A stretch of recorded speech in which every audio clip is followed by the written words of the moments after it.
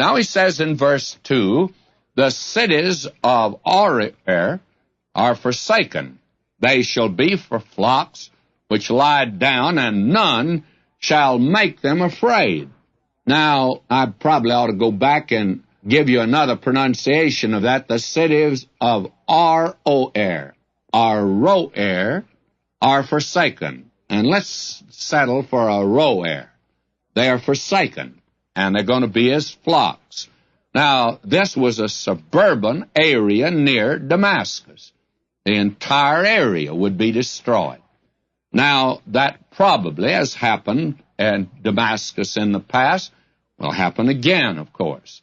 And we find, verse 3, the fortress also shall cease from Ephraim, and the kingdom from Damascus, and the remnant of Syria. They shall be as the glory of the children of Israel, saith the Lord of hosts. In other words, the northern kingdom of Israel must bear her share of the burden of Damascus, or the judgment, because of the alliance that they have.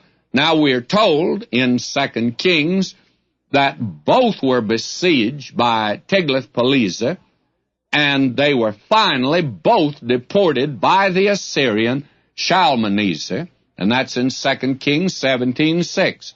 Now this certainly was a partial fulfillment of Isaiah's prophecy, and as far as many are concerned, it's the total fulfillment. I say that all of this is looking even to a future day, but we certainly have a partial fulfillment, and oftentimes you find that in the Word of God. In other words, God's letting you know it's going to be fulfilled.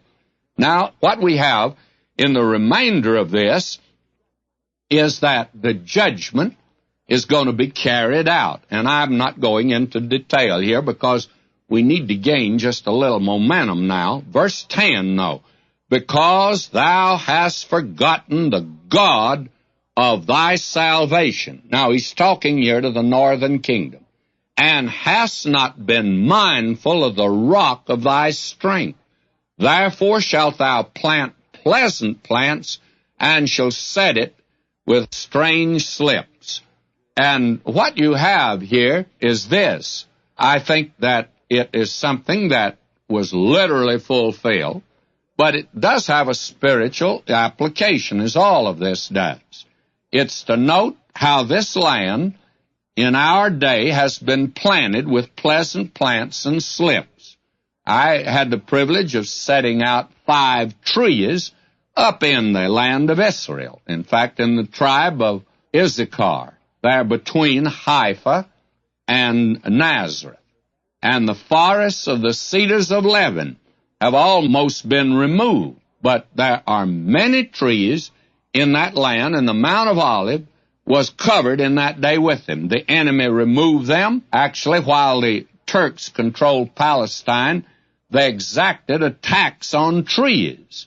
And so the few trees that were left, the people cut them down, and practically all the land was denuded of all greenery. Now, after World War I, England began a movement to plant trees in that land, and the present government of Israel has continued this policy, and literally millions of trees have been set out.